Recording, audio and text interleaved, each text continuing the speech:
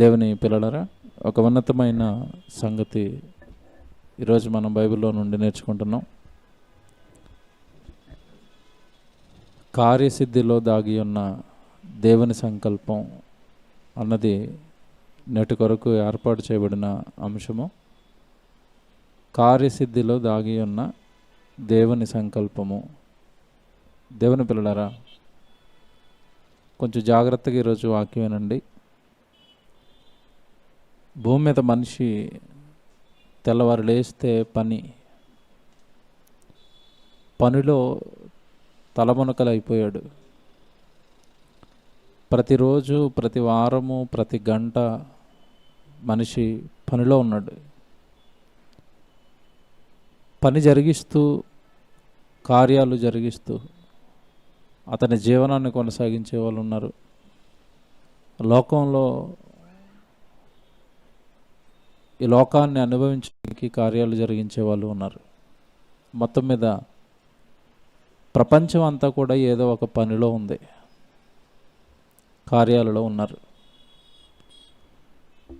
సహజంగా పని ఎందుకు జరిగిస్తారు, పని ఎందుకు చేస్తారు అంటే, పని చేయని చోట, పని చేయని వారి కుటుంబాలలో పేదరికం అనేది చుట్టుముడుతుంది. కుటుంబ యజమానుడు సరిగా పని చేయనప్పుడు, కుటుంబ యజమాని సరిగా పనిలో లేనప్పుడు ఆ కుటుంబం ఆర్థికంగా దెబ్బతింటుంది. తినడానికి తిండి, కట్టుకోవడానికి బట్టలు, ఎన్నో రకాల ఇబ్బందులు ఆ కుటుంబం ఎదుర్కొంటుంది. కారణం, కుటుంబాన్ని పెంచి పోషించవలసిన యజమాని పనిలో లేడు, పని చేయటం లేదు. పని ఎప్పుడైతే ఆగిపోయిందో ఒకదానికొకటి అన్నీ ఆగిపోతాయి. ఇతను పనికి వెళ్ళి డబ్బులు తీసుకొస్తే ఇంట్లో వంట జరుగుతుంది. వంట కార్యక్రమం జరగాలి అంటే ఇతను డబ్బులు సంపాదించిన డబ్బులతో కిరాణా సరుకులు తేవాలి. వంట జరగాలి అంటే ఇతను పనికి వెళ్ళాలి.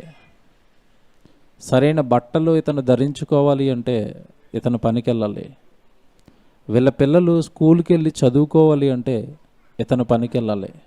జాగ్రత్తగా వినండి ప్రసంగం. దేవుడి పనిలో ఉన్నవాళ్ళు ఆనందపడిపోయే ప్రసంగం ఇది. ఎవరైతే దేవుడి పని చేయటం లేదో మీరు చాలా బాధపడతారు ఈరోజు ఈ ప్రసంగం విన్న తర్వాత. ఎందుకు నేను దేవుడి పనికి దూరంగా ఉంటున్నానా అన్న బాధ ఈరోజు మిమ్మల్ని తొలిచివేస్తుంది. జాగ్రత్తగా వినండి ప్రసంగం. భూమి మీద మనిషి పని చేసుకుంటేనే అతని జీవిత మనుగడ అనేది కొనసాగుతుంది. పనికి వెళ్ళనప్పుడు కుటుంబంలో చూడండి ఎన్ని రకాల సమస్యలు వస్తాయండి. పిల్లలు స్కూల్ మానేస్తారు.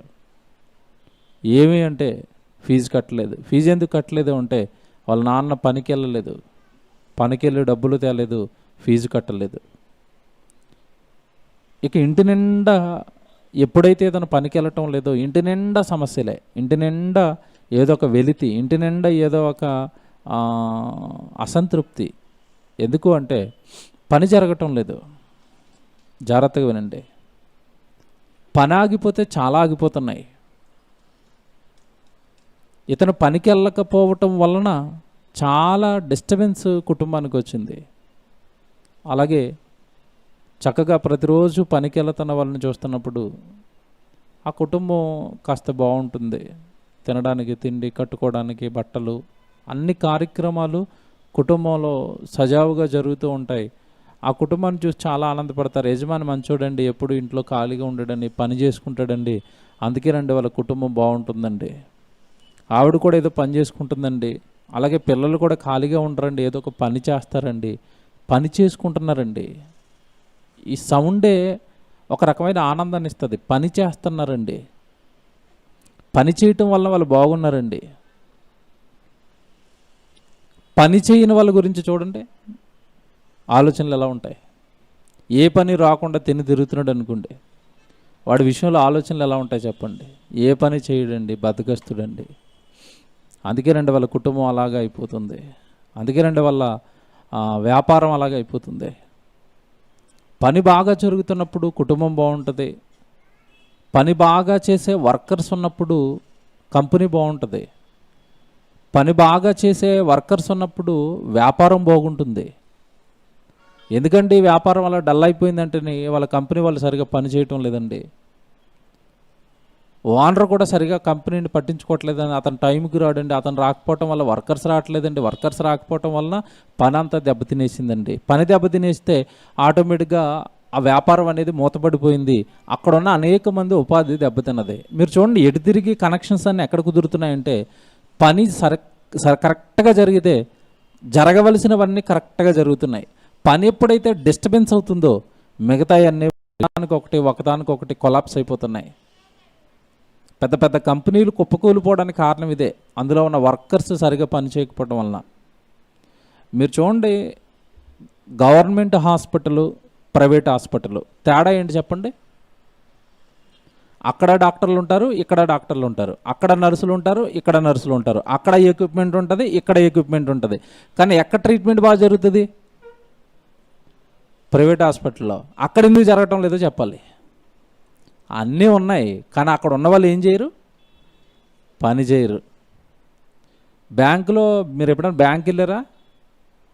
బ్యాంక్ ఉద్యోగులు ఉంటారండి, స్పీడు అబ్బో ఆ నోటు కట్ట అలాగ ఒక్కోటి అలా తీస్తూ ఉంటుంది ఆవిడ. 10 మంది లైన్లో ఉన్నా సరే నాకు ఏమి కానట్టుగా ఇలా తీస్తూ ఉంటుంది.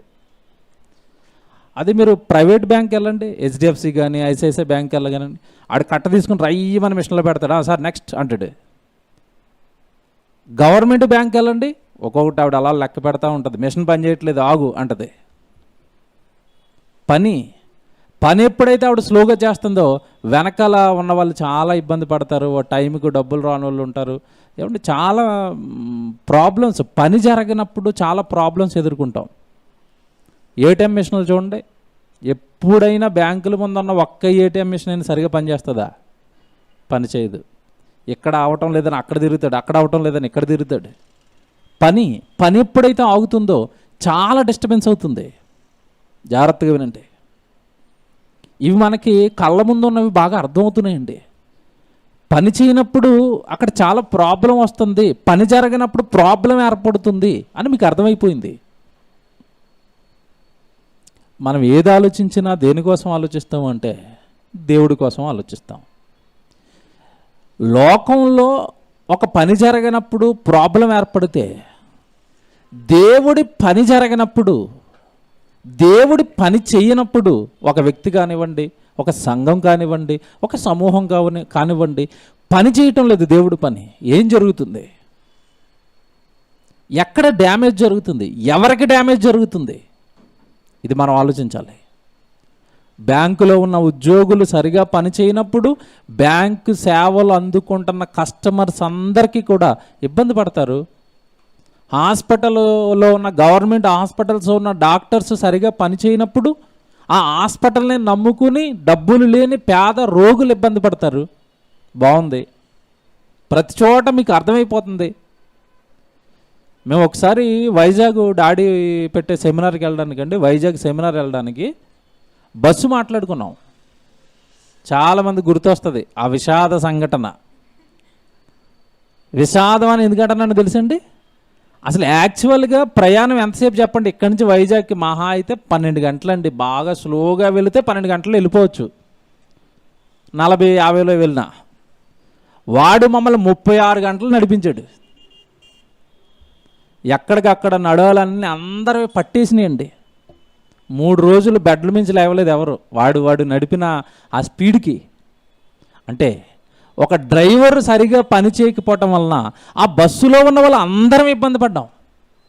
జీవితంలో నీ బస్సు ఎక్కవరా అని చెప్పేసి డబ్బులు ఇచ్చి చేతులు పెట్టి వచ్చాం. పని కరెక్ట్గా జరగకపోతే ఏదో ప్రాబ్లం ఏర్పడుతుందండి. పని వాడు కరెక్ట్గా చేయలేదు, బస్సు కరెక్ట్గా నడపలేదు, ఇదిగో మేము అంతా ఇబ్బంది పడిపోయాం. మీకు అర్థమవుతున్నాయి ఇవన్నీ?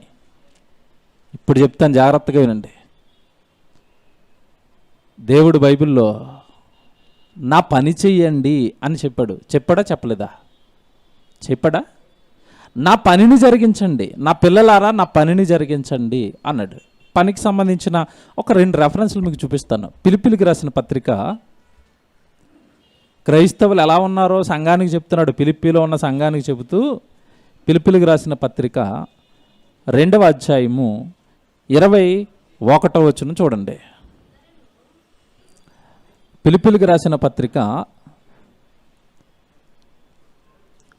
2వ అధ్యాయము 21వ వచనం.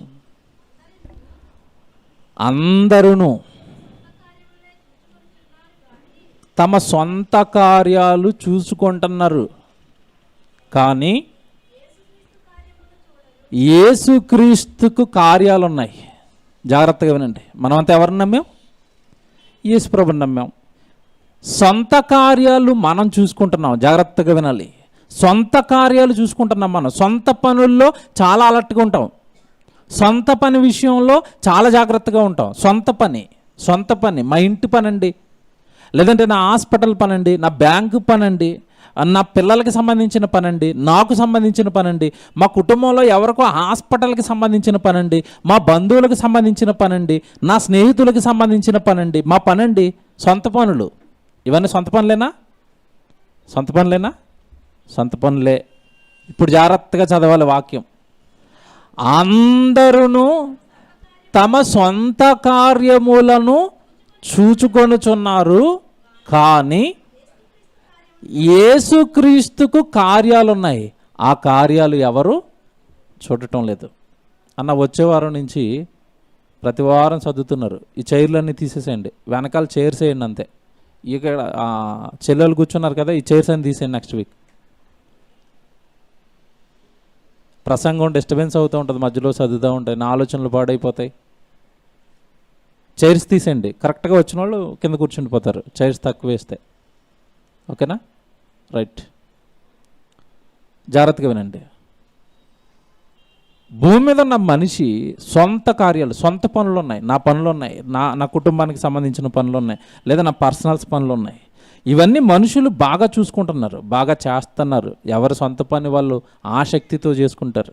కానీ ఇక్కడ దేవుడు మాట అంటున్నాడు, అందరూ తమ సొంత కార్యములు చూసుకొనుచున్నారు, కానీ యేసుక్రీస్తుకు కొన్ని కార్యాలు ఉన్నాయంట, అవి ఎవరు చూడరు అన్నాడా?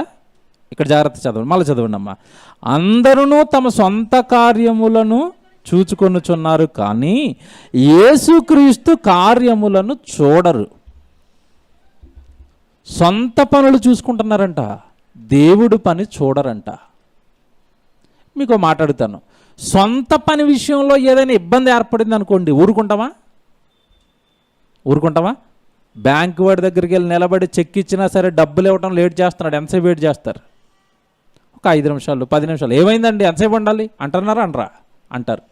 హోటల్లో కూర్చొని మంచి ఆకలి మీద వెళ్ళి బిర్యానీ ఆర్డర్ ఇచ్చారు. ఆడు ముందు తెలివిగా నిమ్మకాయని ఉల్లిపాయలు తెచ్చి పెడతాడు అక్కడ. ఎందుకు? లేట్ అయిపోతుందని తెలిసి ముందు నిమ్మకాయలను ఆ ఉల్లిపాయలు ఎందుకు పెడతాడంటే వీడికి ఆకలి వేస్తే ఇవి లోపల వేస్తూ ఉంటాడు, కాసేపు నన్ను డిస్టర్బెన్స్ చేయకుండా ఉంటాడు. అంతేనా? ఆ ఉల్లిపాయలు తినేసాడు, నిమ్మకాయ నలిపాడు, రావటం లేదు. ఏంటి? బిర్యానీ. ఏం భయ్యా ఏమైంది అంటాడు. సార్ 5 నిమిషాలు అంటాడు, మళ్ళీ 15 నిమిషాల వరకు కనపడ్డు. లేట్ అవుతుంటే మీకు ఏం వస్తుంది చెప్పండి? కోపం. కరెక్ట్ టైంకి వచ్చేలా ఎందుకు లేట్ చేస్తున్నావు? ఆర్డర్ ఇచ్చి ఎంతసేపు అయింది? చూసారా? మన పని డిస్టర్బెన్స్ అవుతున్నా, మన పని లేట్ అవుతున్నా మనం ఊరుకోవండి. ఇప్పుడు మాట్లాడుతాను. అందరూ సొంత కార్యాల మీద, సొంత పనుల మీద ఇంత ఆసక్తి పెట్టుకున్నారంట. ఎవరి పని అంటే ఆసక్తి ఉండదంట. చూసారా? అంటే మనుషులు వలన ఎవరి పని పాడవుతుంది? ఇప్పుడు యేసుప్రభు పని. మనుషులు నిర్లక్ష్యంగా ఉండటం వలన ఎవరి పని కొరకైతే మనిషి పుట్టాడో ఆయన పని, ఆ పని పట్టించుకోవట్లేదంట ఎవరు. యేసుప్రభు పని పాడవుతుందంట. మీకు మాట్లాడుతాను. ఇందాక నేను చాలా ఉదాహరణలు చెప్పాను కదండి. బ్యాంకులో ఉద్యోగి పని చేయకపోతే డబ్బులు ఆలస్యంగా వస్తాయి. ఏమంటే మనకి ఫుడ్ తేవలసిన వెయిటర్ సమయానికి తేకపోతే ఫుడ్ విషయంలో తేడా వస్తుంది. ఇప్పుడు యేసుప్రభు పని పాడైతే, లేదా యేసుప్రభు పని చేయకపోతే అసలు ఏం ప్రమాదం జరుగుతుంది? ఏం పాడవుతుంది అసలు? ఇది తెలియకేనండి మనం ఇంతకాలం దేవుడి పని వాళ్ళు చేస్తారులే, వాళ్ళు వెళతారులే, వాళ్ళు ఇస్తారులే, వాళ్ళు చూసుకుంటారులే అనుకున్నాం. ఈరోజు చెప్తాను, జాగ్రత్తగా వినండి. దేవుడి పనికి ఎవరైతే దూరంగా ఉంటున్నారో, దేవుడి పనిని ఎవరైతే నిర్లక్ష్యం చేస్తున్నారో, దాని వలన ఎంత డ్యామేజ్ దేవుడికి జరుగుతుందో ఈరోజు మీరు వినబోతున్నారు. తెలీదండి, ఇది దేవుడి మనసు అండి, రాశాడు బైబిల్లో. జాగ్రత్తగా మీకు అర్థమయ్యేటట్టుగా చెప్పడానికి ప్రయత్నిస్తాను. మ్యాక్సిమం నా ప్రయత్నం నేను చేస్తానని మీరు అర్థం చేసుకోవాలి. చాలా పెద్ద కాన్సెప్ట్ ఈరోజు మీకు చెప్తున్నాను. దేవుడు భూమి మీద తన పిల్లల్ని పుట్టించి, ఇదిగో నాయన మీ పనులు చేసుకుంటున్నారు, నా పనిని మాత్రం మీరు పట్టించుకోరు అన్నాడు. యెషయా గ్రంథంలో కూడా అంటాడు చూడండి ఇదే మాట. 5వ అధ్యాయంలో, యెషయా గ్రంథం 5వ అధ్యాయము 12వ వచనం చూడండి. యెషయా గ్రంథం 5వ అధ్యాయము ఏమంటే 12వ వచనం చూద్దాం. వారు సితార, స్వరమండలము, తంబురము, సన్నాయులను వాయించుదురు.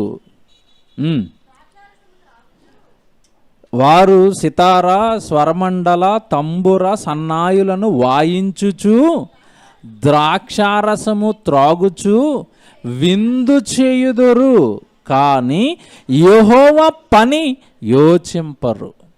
ఎలా చెప్పాడు చూడండి. తంబురా ఏంటనుకున్నారు? ఇన్స్ట్రుమెంట్లు ఎందుకు చెప్పాడు? తంబురా, స్వరమండలము, తర్వాత సన్నాయులను వాయిస్తున్నారంట. మీకు అర్థమయ్యే భాషలో చెప్పాలంటే మ్యూజికల్ నైట్. ఇంకా మీకు బాగా అర్థం అవ్వాలంటే సినిమా. అంతేనా? ఈరోజు మనుషులకి బాగా ఇష్టం కదండి సినిమాలు అంటే, చాలా ఇష్టం అండి. ఆ సినిమాల్లో వాడు వాయించే ఇన్స్ట్రుమెంట్లు ఇష్టం, వాళ్ళు వేసే ఆ భయంకరమైన కుళ్ళు జోకులు ఇష్టం, వాడు చూపే అశ్లీలత ఇష్టం, వాడు ఏమంటే ఒక కుటుంబాన్ని కూల్చేయడానికి వాడు చెప్పే సూత్రాలు ఇష్టం. అంతేనా? ఏ సినిమా అయినా బాగుందో చెప్పండి ఈరోజు, కానీ అవి మనుషులకి ఇష్టం. ఒకప్పుడు హీరో అంటే గొప్పవాడండి, మంచి పనులు చేసేవాడు. ఇప్పుడు హీరో అంటే ఎర్రచందనం దొంగలు నరికేసేవాడు హీరో. ఇప్పుడు హీరోలు.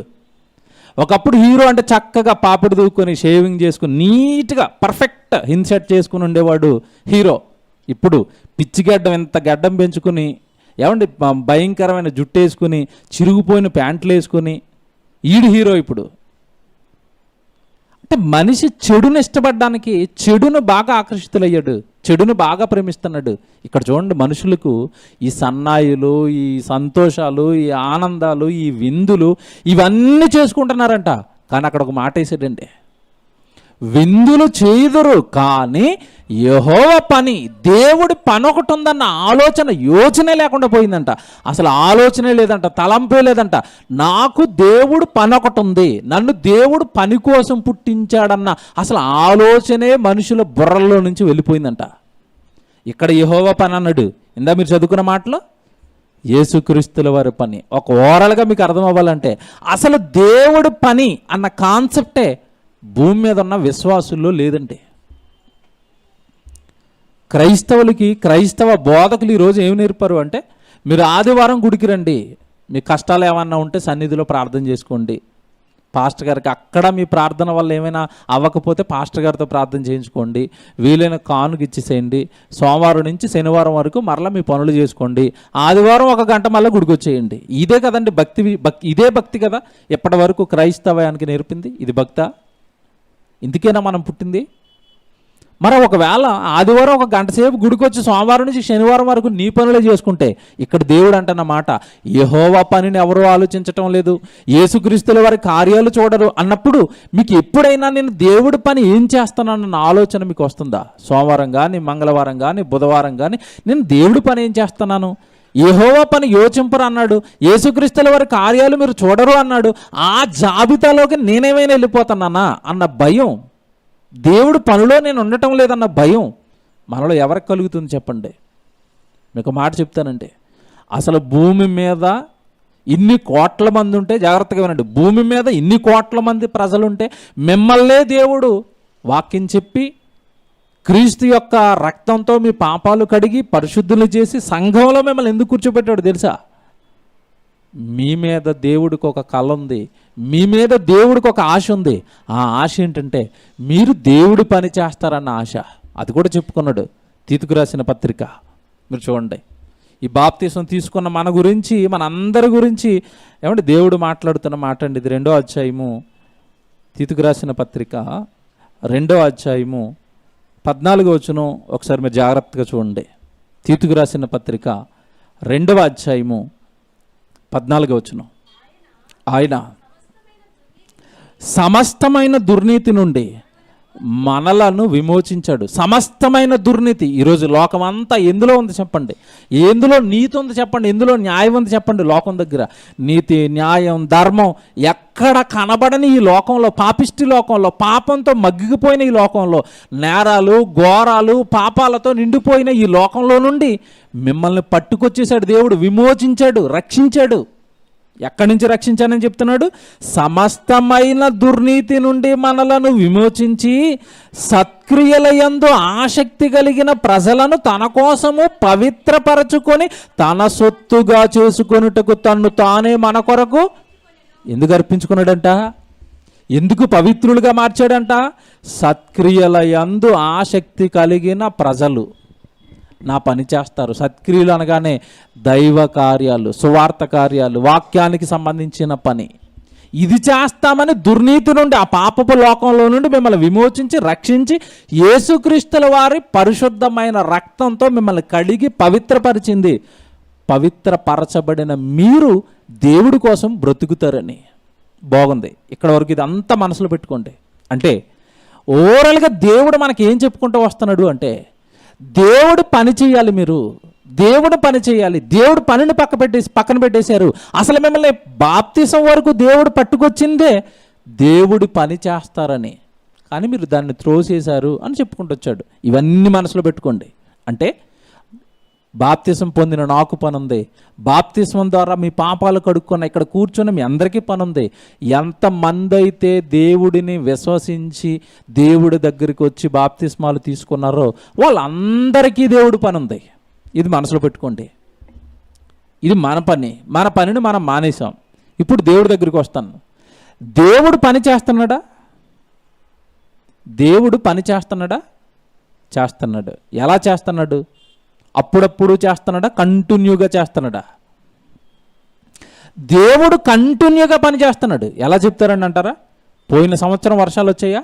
వచ్చాయి. ఈ సంవత్సరం వర్షాలు వచ్చాయా? వచ్చాయి. ఎవరు పంపించారు? ఒక 4 సంవత్సరాలు వర్షాలు పంపించకుండా దేవుడు రెస్ట్ తీసుకుంటే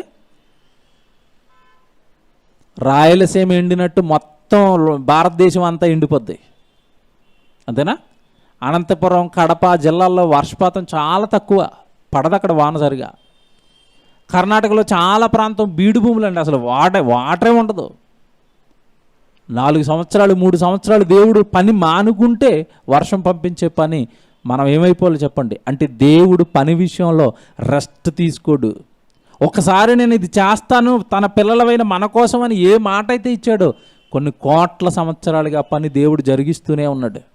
పరిశుద్ధాత్మ దేవుడు ఎప్పుడో దేవుడిని విడిచిపెట్టండి ఈ లోకానికి వచ్చి బాప్తిసం తీసుకున్న ప్రతి ఒక్కరిలోనికి వెళ్ళి వాళ్ళ పాపం చేయకుండా స్టిల్ నేటికి కూడా పరిశుద్ధాత్మ దేవుడు పనిచేస్తున్నాడు.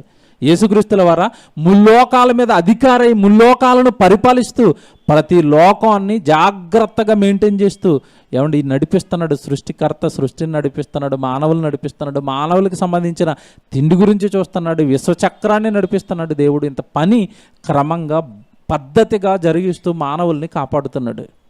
జాగ్రత్తగా వినండి. ఒక పక్క దేవుడు పని చేస్తూనే ఈ విశ్వంలో తన పిల్లల్ని పెట్టి మీరు కూడా పని చేయాలి అని చెప్పాడు. కానీ ఈరోజు భూమి మీద ఉన్న మనుషులండి ఎవ్వరు కూడా దేవుడు పని విషయంలో అంత ఆసక్తిగా లేరు. సొంత పనుల మీద ఉన్నంత ఆసక్తి, సొంత పనుల మీద ఉన్నంత ఇష్టం, సొంత పనుల గురించి పడేంత కష్టం ఈరోజు మనుషులు దేవుడి గురించి పడరండి.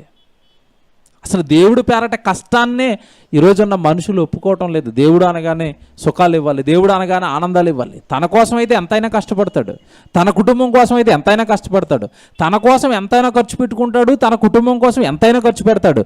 దేవుడు అనేసరికి నాది ఇంతే లిమిట్, నేను ఎక్కడి వరకే చేస్తాను, ఇది నా వల్ల ఇంతే అవుతుంది అన్నట్టు. దేవుని పిల్లరా,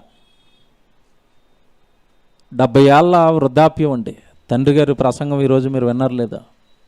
ఓ మాట అంటున్నాడు ఆయన, ఎవరెవరైతే వాక్యం చెబుతున్నారో, తన పిల్లలుగా ప్రిన్సిపాల్స్గా ఉన్న వాళ్ళు ఎవరెవరైతే వాక్యం చెబుతున్నారో వాళ్ళందరికీ ప్రతి నెల 5,000 జీతాన్ని నా కష్టాన్ని పంపిస్తాను అంటున్నాడు. ఏం మనసండి అది? 70 ఏళ్ల వయసులో, వృద్ధాప్యంలో, శరీరం సహకరించని సమయంలో లోకంలో అనేక ప్రాంతాలలో వాక్యం చెబుతున్న పిల్లలకి తన కష్టం, నా కష్టాన్ని నేను మీకు ఇస్తాను, 20 మందికి ఇచ్చాను, ఇంకా ఎవరైనా కావాలంటే చెప్పండి అంటున్నాడు. ఇంకో 6గురికి ఇస్తాను అంటున్నాడు. ఏం మనసు అండి అది? ఏమంటే 20 మందికి ఎంపిక చేశాడు, ఇంకో 6 మందికి అంటున్నాడు అండి. అంటే మొత్తం ఎంతమంది? 26 మంది. 20 మందికి అనేసరికి అండి 5,000 చొప్పున ఎంత అవుతుంది చెప్పండి నెలకి? ఎంత అవుతుంది? ₹1,00,000 అవుతుంది. ఇంకో 6గురికి అంటే 1,30,000 ఒక నెలకొచ్చి నేను త్యాగం చేయడానికి సిద్ధం అంటున్నాడు ఆయన. మీకు అర్థమైందా? ఆయన 1,30,000 నా కష్టాన్ని సేవకులకి ఇస్తాను, సేవకి ఇస్తాను అంటున్నాడు.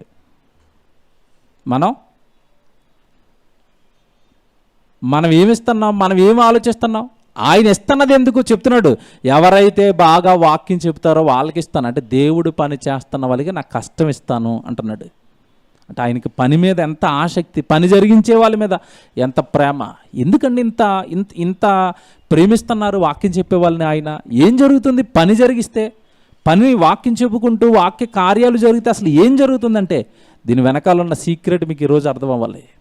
పని పని పని పని ఎప్పుడైతే మనం చాలించుకుంటున్నామో దేవుడి యొక్క కార్యాలు ఆపేయటం వలన ఎంత ప్రమాదం జరుగుతుందో మీకు చెప్తానంటే టైటిల్ వేసాం. ఏమని వేసామంటే కార్యసిద్ధి వెనక దాగి ఉన్న దేవుని సంకల్పం.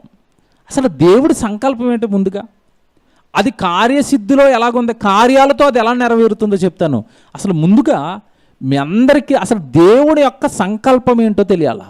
దేవుడి సంకల్పం ఏంటి అసలు? వాక్యం చూద్దాం. ఎఫెసీయులకు రాసిన పత్రిక 1వ అధ్యాయము జాగ్రత్తగా అందరూ తీయండి. అసలు దేవుడికి ఏంటి సంకల్పం? దేవుడి ఆశ ఏంటి? దేవుడి ప్రణాళిక ఏంటి? దేవుడు ఏం కోరుకుంటున్నాడు? ఒకసారి చూద్దాం. ఎఫెసీయులకు రాసిన పత్రిక 1వ అధ్యాయము 11వ వచనం జాగ్రత్తగా చూడండి. ఎఫెసీయులకు రాసిన పత్రిక 1వ అధ్యాయము 11వ వచనం జాగ్రత్తగా చూడండి. ఎఫెసీ పత్రిక 1వ అధ్యాయము 11. మరియు క్రీస్తునందు ముందుగా నిరీక్షించిన మనము, జాగ్రత్తగా చదవండి, నెమ్మదిగా ప్రతి పదం ఆలోచించండి. క్రీస్తునందు ముందుగా నిరీక్షించిన మనము, క్రీస్తునందు ముందుగా నిరీక్షించిన మనము పిల్లలు, భూమి మీద ఉన్న మనుషులు, వీళ్ళ మీద దేవుడికి ముందుగానే ఒక నిరీక్షణ ఉందంట. ఏంటా నిరీక్షణ చెప్తున్నాడు, జాగ్రత్తగా చూడండి. మరియు క్రీస్తునందు ముందుగా నిరీక్షించిన మనము తన మహిమకు కీర్తి కలుగ చేయవలెనని దేవుడు తన చిత్త ప్రకారమైన సంకల్పమును బట్టి మనలను ముందుగా నిర్ణయించి ఆయన యందు స్వాస్థ్యముగా ఏర్పరిచెను. దేవుడు తన చిత్త ప్రకారమైన దయా సంకల్పమును బట్టి దేవుడు మనలను ముందుగా ఏర్పరచుకొని తన సొత్తుగా మార్చుకున్నాడు. ఏమర్థమవుతుంది మీకు? భూమి మీద ఇదిగో నా రూపం, లేదా నా పేరు, లేదంటే నా జీవితం, ఇక్కడ కూర్చున్న మనం అందరము సుమారుగా ఒక 100 మంది ఉంటే ఈ 100 మంది జీవితాలు, లేదంటే ఈ 100 మంది ఇక్కడ కూర్చున్న సహోదరులుగా మనం అంతా కూడా దేవుడు క్రీస్తునందు ముందుగా నిర్ణయించుకున్న వాళ్ళం మనం. దేవుడి సంకల్పంలో, దేవుడి భాగంలో ముందు నుంచే ఉన్న వాళ్ళం మనం. ముందు నుంచి అంటే దేనికి ముందు నుంచి అని మనకు తెలుసు. జగత్తు పునాది వేయబడక మునుపే ఆయన ప్రేమ చేత క్రీస్తులో మనలను ఏర్పరచుకొనెను. పైన ఉంటుంది 1వ అధ్యాయము 3, 4, 6 వచనాలు కలిసి ఉంటాయి పైన. అది కూడా చదువుదాం ఒకసారి, అది కూడా చదువుదాం చూడండి. ఎట్లనగా తన ప్రియుని యందు తాను ఉచితముగా మనకు అనుగ్రహించిన తన కృపామహిమకు కీర్తి కలుగునట్లు తన చిత్త ప్రకారమైన దయా సంకల్పం. ఇది చూడండి, తన చిత్త ప్రకారమైన దయా సంకల్పము చొప్పున యేసుక్రీస్తు ద్వారా తనకు కుమారులుగా స్వీకరించుటకై మనలను ముందుగా తన కోసము నిర్ణయించుకుని మనము తన ఎదుట పరిశుద్ధులమును నిర్దోషులమునై ఉండవలెనని జగత్తు పునాది వేయబడక మునిపే ప్రేమ చేత ఆయన క్రీస్తులో మనలను ఏర్పరచుకున్నాడు. ఎప్పుడు కావాలనుకున్నాడు అంటే మనల్ని జగత్తు పునాది వేయబడక మునుపు ఏర్పాటు చేసుకున్న వాళ్ళందరినీ కూడా జాగ్రత్తగా వినండి, ఆదాములో పెట్టుకుని ఆదాము నుండి ఒక్కరుగా ఏ తరంలో ఎవరిని దింపాలో ఆ తరంలో వారిని దింపుకుంటూ వచ్చాడు. మనమంతా ముందు నుంచే ఉన్న వాళ్ళం, జగత్తుకు ముందు నుంచే ఉన్న మనల్ని దేవుడు ఆయన చిత్తానుసారం ఏ తరంలో ఏ రూపంతో ఏ గ్రామంలో ఏ ప్రాంతంలో పుట్టించాలో, ఏ తల్లిదండ్రుల గర్భం నుండి ఈ భూమి మీదకి నడిపించాలో వాళ్ళ ద్వారా ఈ భూమి మీదకి నడిపించాడు. ఇది దేవుని సంకల్పం, జాగ్రత్తగా వినాలి. ఈ దేవుడి సంకల్పంలో పిల్లలు కావాలి. ఎలాంటి పిల్లలు కావాలని కోరుకున్నాడు అక్కడ? పరిశుద్ధులు, నిర్దోషులు. మరి పుట్టిన తర్వాత భూమి మీద ఉన్న మనుషులంతా పుట్టినవాడు పరిశుద్ధుడిగా ఉన్నాడా? లేదు, పాపిగా మారిపోయాడు. ఆ పాపిగా మారిపోయిన అతన్ని రక్షించడానికి మరలా ఎవరిని పంపించాడు? యేసుక్రీస్తుల వారిని పంపించాడు. ఇప్పుడు జాగ్రత్తగా వినాలి. దేవుడి దయా సంకల్పం పిల్లలు కావాలి. కానీ ఎలాంటి పిల్లలు కావాలి? పరిశుద్ధులు, నిర్దోషులైన పిల్లలు కావాలి. పరిశుద్ధులు, నిర్దోషులు మనుషులు ఎలా అవుతారు? యేసు ప్రభు దగ్గరకు వచ్చి యేసు ప్రభు మాటలు విని యేసు ప్రభును విశ్వసించి యేసు ప్రభు యొక్క రక్తంలో వాళ్ళ పాపాలను కడుక్కుంటే అప్పుడు వాళ్ళు అవుతారు. ఎవరు? పరిశుద్ధులు. ఓకే, ఇదంతా బాగుంది కదా? ఇప్పుడు చెప్తున్న జాగ్రత్తగా వినండి. భూమి మీద ఈరోజు పుట్టిన ప్రతి ఒక్కరూ యేసు ప్రభుని నమ్మాలి. యేసు ప్రభు రక్తంలో వాళ్ళ పాపాలు కడుక్కోవాలి అంటే యేసు ప్రభుని వాళ్ళ దగ్గరకు పట్టుకు వెళ్ళవలసిన పని ఎవరికిచ్చాడు? అందరూ తమ సొంత కార్యములు చూచుకొనుచున్నారు కానీ యేసుక్రీస్తు కార్యాలు చూడరు. అంటే దేవుడు పరిశుద్ధులు, పవిత్రులైన పిల్లలు నాకు కావాలని కోరుకుని యేసుక్రీస్తుల వారి శిలువ యాగాన్ని కళ్ళ ముందు పెట్టి మనకేం చెప్పాడంటే, ఈ శిలువ యాగాన్ని, ఈ దేవుడు ఏర్పాటు చేసిన ఈ రక్షణను నశించిపోతున్న సమాజం దగ్గరికి మీరు పట్టుకుని వెళ్ళండి, అదే నా పని అన్నాడు. ఓకే, ఇప్పుడు ఆ పనిని మనం పక్కకు పెట్టడం వలన దేనికి డ్యామేజ్ జరుగుతుంది? ఏం డ్యామేజ్ జరుగుతుంది? ఇప్పటికే మీకు అర్థం అవ్వాలి. ఏం డ్యామేజ్ జరుగుతుంది? దేవుడు కోరుకున్న దయా సంకల్పం, భూమి మీద ఉన్న నా పిల్లలు పరిశుద్ధులుగా పవిత్రులుగా నా దగ్గరకు రావాలన్న సంకల్పానికి గండి కొడుతున్నది ఎవరు చెప్పండి? ఇప్పుడు ఎవరు?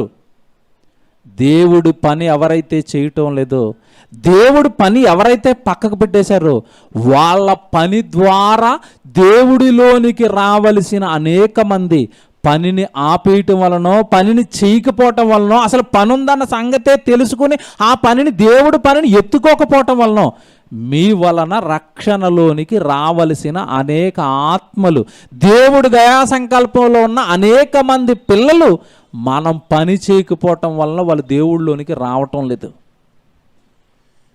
ఇప్పుడు మీకు కొంచెం అర్థమవుతుంది. మనకు సంబంధించిన పనులు డిస్టర్బెన్స్ అవుతుంటే మన పనులు ఎలా డిస్టర్బెన్స్ అవుతున్నాయో, ఇప్పుడు దేవుడి పనిని మనం నిర్లక్ష్యం చేయటం వలన ఏం దెబ్బతింటాం చెప్పండి? దేవుని దయాపూర్వక సంకల్పం, అనేక మంది నా దగ్గరకు రావాలి, ఇదిగో ఇతను రక్షించబడాలి, అతను రక్షించబడాలి, అందరూ రక్షించబడాలని దేవుడు కోరుకుంటుంటే వాళ్ళు రక్షించబడాలి అంటే నువ్వు పని చేయాలి. వాక్యం నేర్చుకుంటావా? వాక్యం నేర్చుకుని వాడి దగ్గరికి వెళ్ళి వాక్యం చెప్పు. వాక్యం చెప్పే శక్తి నీకు లేదా? అతనికి తీసుకొచ్చి సంఘంలో కూర్చోబెట్టి అతనికి వాక్యం చెప్పించు. తరగతులకు తీసుకురా, సెమినార్లకు తీసుకురా, ఆరాధనకి తీసుకురా, లేదంటే ఏదైనా ఒక పుస్తకం కూడా అతనికి, లేదన్నా ఒక ప్రసంగం షేర్ చేసి, అన్న ఈ ప్రసంగం వినండి మీకు దేవుడు బాగా అర్థమవుతాడని ఎవరినైనా మీరు ప్రేమించి వాళ్ళ దగ్గరికి ప్రసంగాలో వాక్యమో ఏదో ఒక రూపంలో మీరు వాళ్ళ దగ్గరికి పట్టుకెళ్ళి, మీరు ఈ మాటలు వినండి మీరు మారుతారు, మీరు ఈ మాటలు వినండి మీరు దేవుడికి దగ్గర అవుతారు అన్న పని అసలు ఈరోజు ఎవరెత్తుకున్నారు చెప్పండి? ఎవరికి పని మీద ఆసక్తి ఉందో మీరు చెప్పండి. నేను ఒకసారి చెప్పానండి, మన దగ్గరకు ఒక అమ్మగారు వస్తారు, పెద్ద ఆవిడ, టెక్కల నుంచి వస్తారండి ఆవిడ. ఓ రోజు మీటింగ్ వచ్చి రాత్రి అయిపోయింది, ఆవిడ ఇంటికి వెళ్ళలేకపోతుంది. ఇక్కడ ఉండిపోండి అమ్మగారు అని చెప్పాను. ఉండిపోతానండి. అప్పుడు మేము చిన్న ఇంట్లో ఉండేవాళ్ళు, మా ఇంట్లో ఉండడానికి ఆవిడకి ప్లేస్ లేదు. పక్కన ఇక్కడ చిన్న హోటల్ తీసుకున్నాం ఆ రాత్రికి ఆవిడని పెట్టడానికి. ఆ రాత్రి హోటల్ దగ్గరికి తీసుకెళ్ళేవండి. నిజంగా ఆవిడ గురించి ఆశ్చర్యపోయి మాట చెప్తున్నాను. నాకే ఆశ్చర్యం వేసింది. రాత్రి 12 తర్వాత హోటల్కి వెళ్ళాం. నేను రిసెప్షన్లోకి వెళ్ళి కీ తీసుకున్నాను. ఎప్పుడు ఆవిడ బుర్ర నిండా ఏముంటుందంటేనండి, ఎవరు దొరుకుతారా వాళ్ళకి దేవుడి గురించి ఎలా చెబుదామా అన్న ఆశ ఉంటుంది. ఎప్పుడు అదే ఆశతో ఉంటుంది ఆవిడ. అంతా తెరిచి చూసిందండి. మీకు హోటల్లో రిసెప్షన్ ముందు కూర్చోవడానికి సోఫా సెట్లు వేస్తారు. సోఫా సెట్లు వేసి అక్కడ గ్లాస్ టేబుల్స్ పెడతారు. దాని మీద ఎర్లీ మార్నింగ్ న్యూస్ పేపర్లు పెడతారు అక్కడ. అంటే హోటల్ నుంచి పైనుంచి ఎవరైనా వస్తే అక్కడ కూర్చొని సోఫాలో న్యూస్ పేపర్ చదువుకుంటారు. అప్పటికే రాత్రి అనేసరికి ఆ రోజు పేపర్లన్నీ చదివి ఏమంటే అలా ఫోల్డ్ చేసి ఆ పక్కన పెట్టేశారు.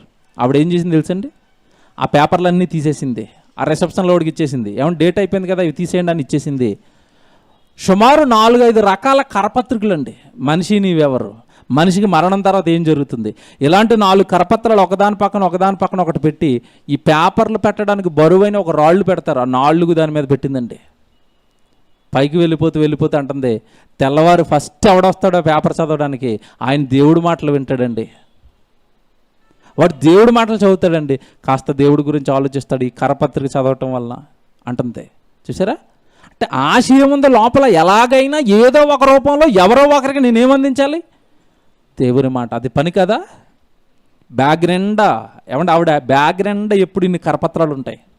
ఎవరు కనపడితే వాళ్ళకి ఇలా తీసిస్తూ ఉంటుంది. వాడు చదువుకోండి దేవుడి గురించి మంచి మాటలు ఉంటాయి అంటుంది. పని ఏదో ఒక రూపంగా దేవుడు పని చేయాలి.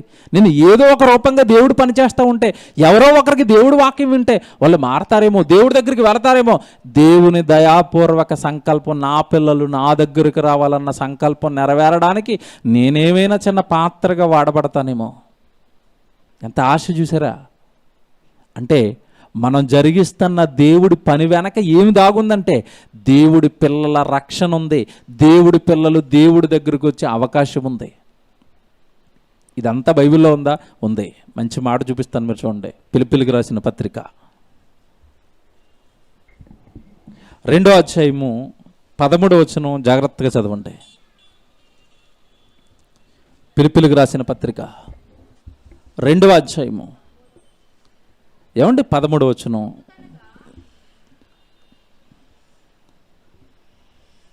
ఫిలిప్పీయులకు రాసిన పత్రిక 2వ అధ్యాయము 13వ వచనం చూడండి. ఎందుకనగా మీరు ఇచ్చయించుటకును కార్యసిద్ధి కలుగ చేసుకొనుటకును. కార్యసిద్ధి, కార్యాలు కరెక్ట్గా జరగాలి, కార్యాలు బాగా జరగాలి. కార్యసిద్ధి అంటే మనం అనుకున్న దేవుడు పని అనుకున్నది అనుకున్నట్టుగా బాగా జరగటం కార్యసిద్ధి, దేవుడు పని. మీకు అర్థం అవడానికి ఒక ఉదాహరణ చెప్తాను. లోకంలో సిద్ధి యంత్రాలు అని అమ్ముతారు, తెలుసా? వ్యాపారంలో బాగా లాస్ వచ్చేస్తుందండి అని ఈయన ఎవరి దగ్గర, జ్యోతిషి దగ్గరికి వెళ్ళాడు అనుకోండి, ఆడు నీకు యంత్రం కడతానంటాడు. ఏం యంత్రం? సిద్ధి యంత్రం అంటాడు. ఏం సిద్ధిరా? కార్యసిద్ధి యంత్రం అంటాడు. వీడు ఓ రేకు కట్టేస్తాడు. ఆ రేకు ఇచ్చేసి నీ గుమ్మానికి కట్టు, అసలు నీకు ఇక కస్టమర్లు అంటాడు. కార్యసిద్ధి యంత్రాలు. పెళ్ళవట్లేదని వెళ్ళాడు అనుకోండి గురుగారి దగ్గరికి, చేతికి ఒక యంత్రం కట్టేస్తాడు. ఈ కట్టుకో, 4 రోజుల్లో నీకు పెళ్ళి అయిపోద్ది అంటాడు. చూసారా? లోకంలో కార్యసిద్ధి. నేను అనుకున్నది అనుకున్నట్టుగా జరగటం లేదు, నాకు ఏదో ఒక సహాయం కావాలని మనుషులు తిరుగుతున్నారు. ఏమండి, ఈరోజు మనం నిస్వార్థంగా ఒక దేవుడు పనెత్తుకుంటే దాని వెనక నేనుండి నువ్వెత్తుకున్న పనిని ఉవ్వెత్తున కార్యసిద్ధి జరిగేటట్టుగా నీ వెనకుంటాను అంటున్నాడు దేవుడు ఇక్కడ. ఏ పని ఎత్తుకోవాలి అంటే దేవుడు పని ఎత్తుకోవాలి. ఇప్పుడు చెప్తాడు చూడండి ఎంత బాగుంటుందో. ఈ మాట బాగా పట్టుకోండి. మాట మళ్ళీ చదువుదాం. ఎందుకనగా మీరు ఇచ్చయించుటకును కార్యసిద్ధి కలగజేసుకొనుటకును తన దయా సంకల్పము నెరవేరుటకై, అది అండర్లైన్ చేసుకోవాలా, తన దయా సంకల్పము నెరవేరుటకై, దేవుడి యొక్క దయా సంకల్పము నెరవేరుటకై. ఏంటి దేవుడి యొక్క దయా సంకల్పం? నా పిల్లలంతా పరిశుద్ధులుగా నిర్దోషులుగా నా దగ్గరకు రావాలి. ఆ దయా సంకల్పము నెరవేరుటకై మీరులో కార్యసిద్ధి కలగజేయువాడు దేవుడే. చూసారు అలా రాశాడు? మీలో కార్యసిద్ధిని కలగజేస్తున్నవాడు దేవుడే. డబ్బులు లేకుండా సభకి వెళ్ళిపోయిన బ్రదర్, నో, వెళ్ళిపో, ఆ డబ్బులు ఆ టైంకి వస్తాయి. నీ వెనక నేనుండి ఆ సభను జరిగిస్తాను. కారణం ఏంటంటే నువ్వు ఆ సభ జరిగిస్తే ఆ సభలో వాక్యం విని నా దగ్గరకు వచ్చే నా కుమార్తె ఉంది, నా దగ్గరకు వచ్చే నా కొడుకున్నాడు, వెళ్ళిపో మీ ఊరిలో సభ పెట్టు అంటున్నాడు. మీలో కార్యసిద్ధి కలగజేయవాడు దేవుడే. దేవుడే దేవుడే కార్యాలు చేయమని మనల్ని ప్రేరేపిస్తున్నాడంట. ఎందుకు అంటే ఆ కార్యాల వెనక ఏమి నెరవేరుతుందంట? దేవుని యొక్క దయా సంకల్పం. మీటింగ్లు పెట్టిన వాళ్ళకి తెలుసండి, నా మీటింగ్లోనే ఈయన మారిపోయాడు, నా మీటింగ్లోనే ఈయన బాప్తీసం తీసుకుంది, నేను పెట్టిన మీటింగ్లోనే చాలామంది దేవుడు సత్యాన్ని ఎరిగారు. ఈ ఆనందాలు మన జీవితంలో లేవా?